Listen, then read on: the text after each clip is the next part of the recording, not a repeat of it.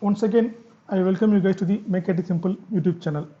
This video is continuation to my previous video, which is learning about Python. If you didn't go through my previous video, just go through it and come back to this video.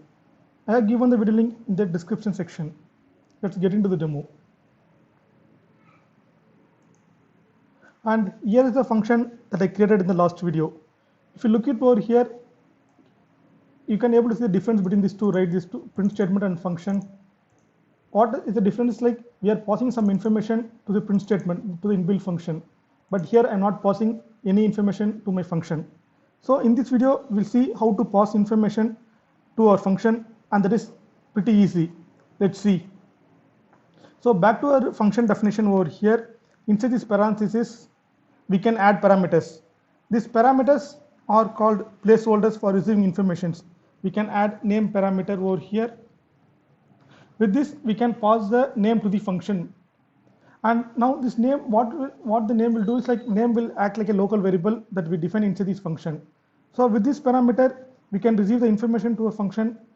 And let's see how to run this program. Now I am receiving the name parameter as a function, right? So what I'm doing is like I'm just make use of formatting the string, and make use of this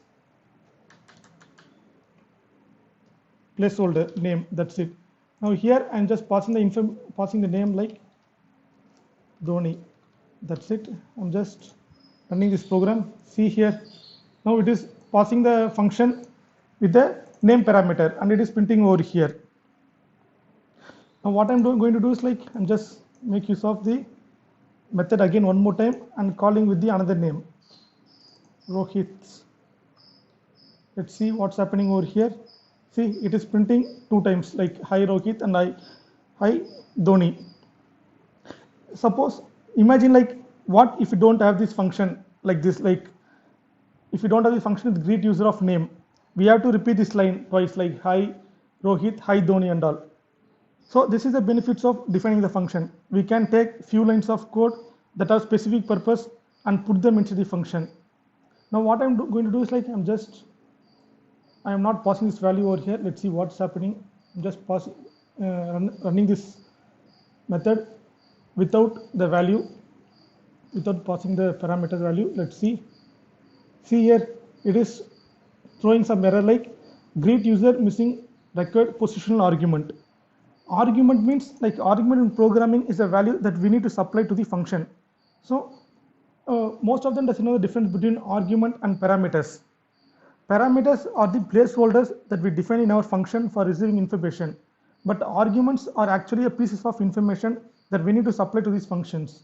So here we are passing these arguments, like for example, hi Dhoni. That's it. And this is the parameter. Now let's see what's happening. Now it's working fine. Now let's see about how to pass multiple parameters. Same like that, I'll be just renaming this name to first name and last name because I'm going to send about first name and last name. To rename it, what I'm going to do is like I'm just right clicking it, refactoring it and renaming it. So it will change all the occurrence in the list. I'm just changing to first name. That's it. Refactor it. It's already changed. And to add the multiple parameters, I make use of comma and adding last name. And similarly here with a placeholder, with the help of placeholder, I'm just adding it over here, name. And here too, I am passing the arguments. First name MS. Just adding it over here. Hi Dhoni MS. It's getting printing over here. So this is the way like how we need to pass the parameter to the function.